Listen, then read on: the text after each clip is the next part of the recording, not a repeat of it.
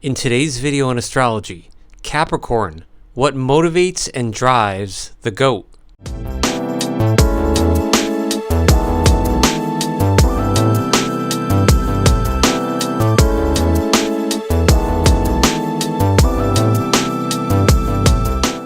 Hey everyone, welcome to AstroScoop. This is Jeff, the astrology coaching channel that does a deep dive into the planets and signs of the zodiac.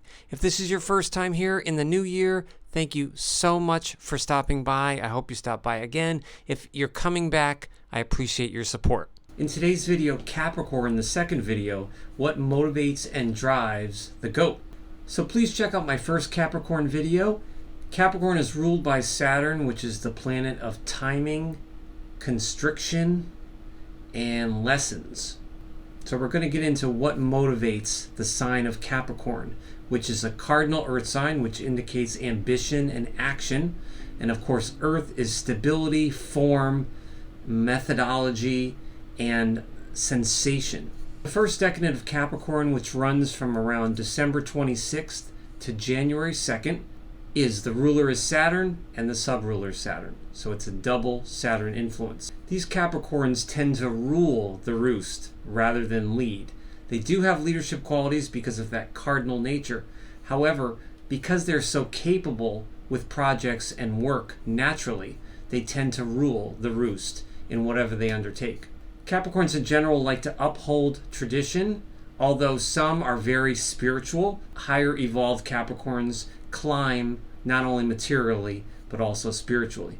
Capricorns are motivated by dominance or having a dominant effect in their field and endeavors. So the first celebrity I picked for the first decade to explain Capricorn motivation is Cuba Gooding Jr. He's born January 2nd, 1968.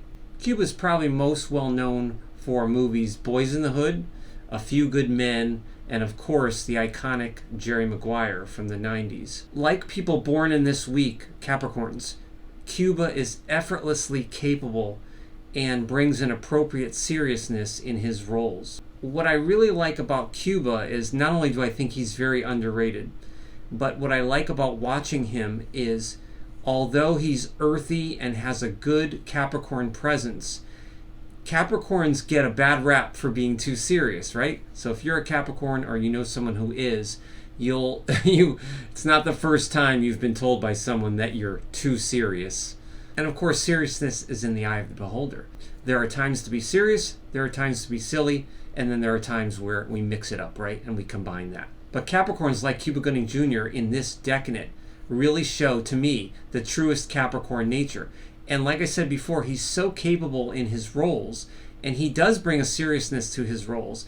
But look at when he laughs or smiles. Capricorns often have an anxious expression on their face, and this is especially true of Capricorn rising people.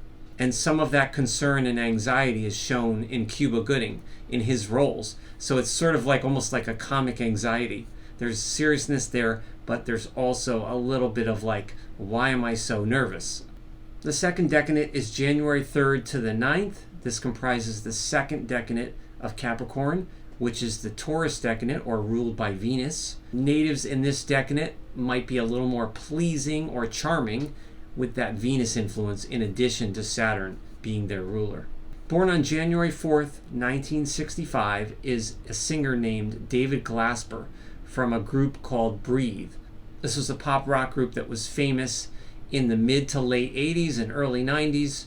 And while their music was not groundbreaking and didn't especially do great in the States, their music is very well put together. Breathe had a song called Hands to Heaven, and they had a few other minor hits.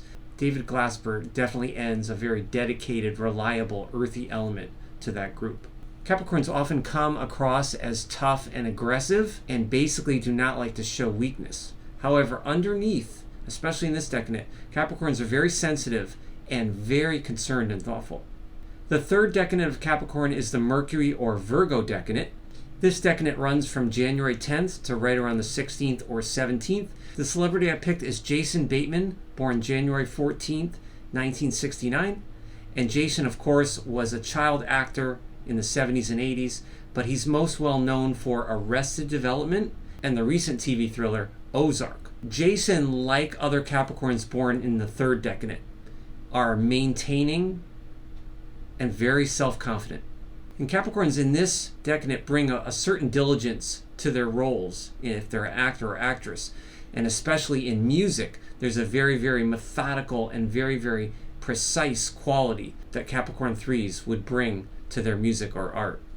Jason is both commanding and somewhat electric. Now, this is the third decade of Capricorn. It's very close to the Capricorn-Aquarius cusp, which starts right around the 18th or 19th of January. But Jason, like Cuba, Jason also has a little bit of anxiety or concern in his face while he's acting seriously. However, I think, based on the interviews I've seen with Jason is a little less serious in real life than a Capricorn born in the first or second decade. But in my opinion, Jason is masterful in Ozark, and he lends a precise earthiness and diligence to his roles, and he's really, really interesting to watch.